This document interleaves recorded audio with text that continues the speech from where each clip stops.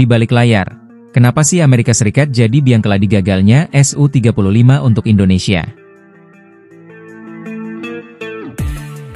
Ternyata benar bahwa dalang dibalik kegagalan Indonesia untuk memborong jet tempur canggih Su-35 dari Rusia adalah Amerika Serikat. Di balik layar, tekanan geopolitik yang sangat kuat telah memainkan peran besar dalam menghentikan salah satu rencana modernisasi alutsista paling ambisius yang pernah dirancang oleh TNI Angkatan Udara. Ketika kabar awal pembelian Su-35 mulai mencuat pada tahun 2015, banyak pihak memandang ini sebagai lompatan besar bagi kekuatan udara Indonesia. Jet tempur generasi 4 buatan Rusia itu dianggap sebagai tulang punggung baru yang akan menggantikan armada F-5 Tiger yang telah menua. Amerika Serikat, melalui berbagai saluran diplomatik, secara sistematis menekan Indonesia agar membatalkan kontrak pembelian Su-35. Ancaman sanksi ekonomi di bawah Undang-Undang CAATSA, Countering America's Adversaries Through Sanctions Act, menjadi alat utama dalam strategi tekanan ini. Washington sangat jelas dalam menyampaikan pesan bahwa negara manapun yang membeli perlengkapan militer utama dari Rusia akan menghadapi konsekuensi berat.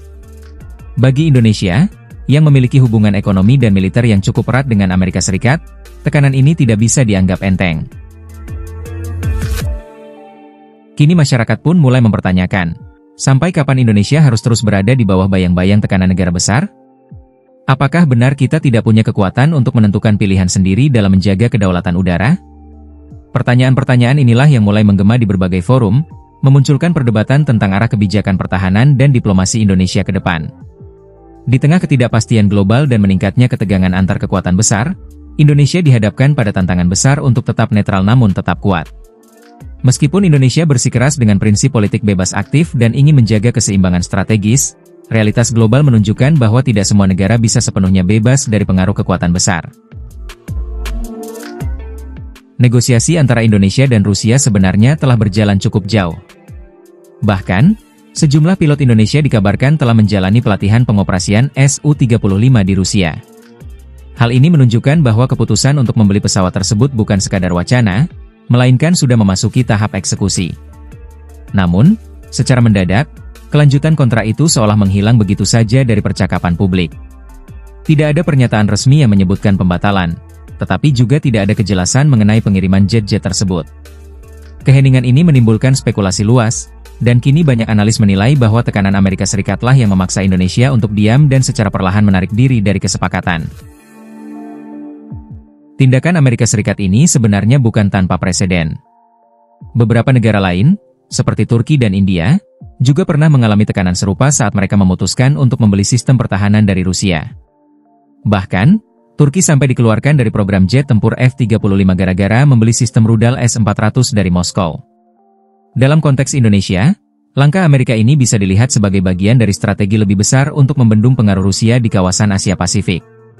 Dengan mencegah Indonesia menggunakan Su-35, Amerika secara tidak langsung menjaga agar pengaruh militer Rusia tidak terlalu berkembang di Asia Tenggara.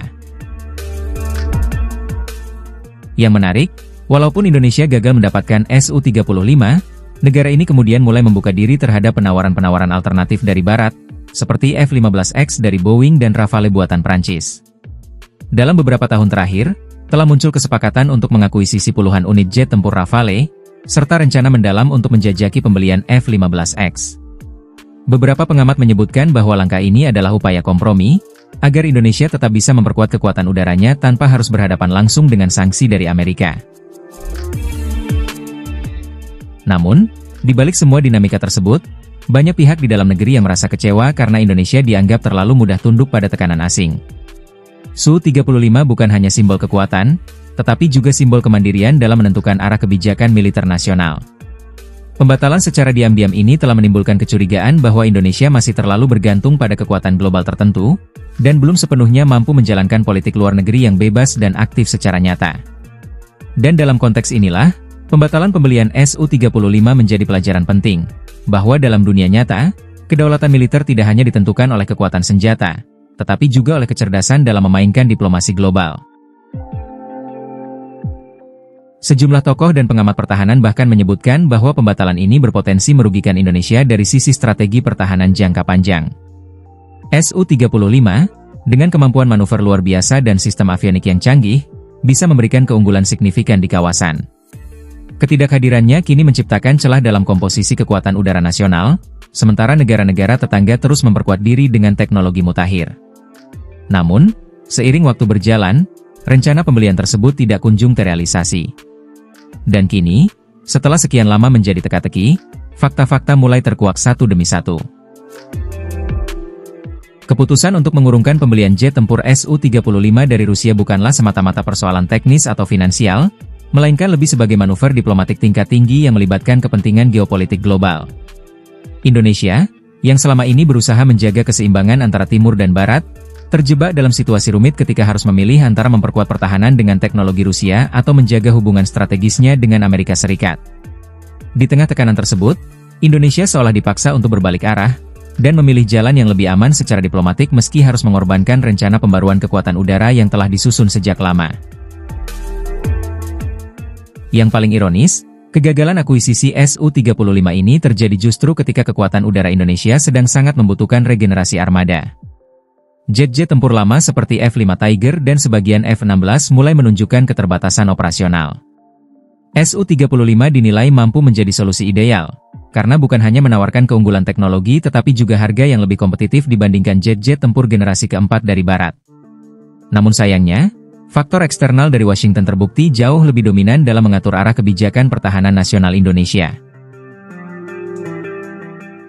Beberapa bocoran dokumen diplomatik yang muncul ke publik memperkuat dugaan bahwa tekanan Amerika dilakukan secara sistematis dan konsisten sejak awal negosiasi dengan Rusia.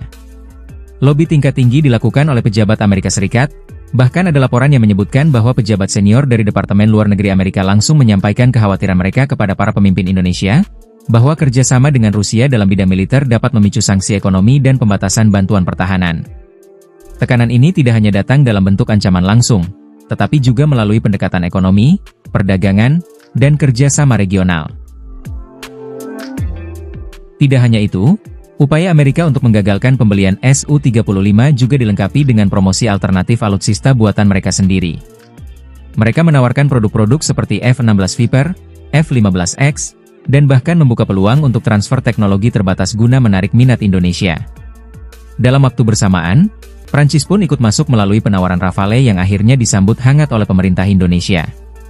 Situasi ini menciptakan kesan bahwa kegagalan pembelian Su-35 bukanlah hasil keputusan internal Indonesia, melainkan skenario tekanan bertingkat yang dirancang secara matang oleh kekuatan eksternal. Situasi ini menimbulkan kekhawatiran bahwa Indonesia tidak lagi bebas sepenuhnya dalam menentukan arah kebijakan pertahanannya.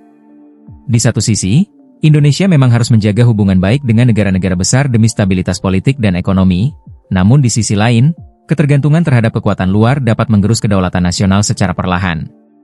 Ketika keputusan strategi seperti pengadaan alutsista harus melalui restu negara lain, maka pertanyaan besar pun muncul, di mana letak kemandirian bangsa?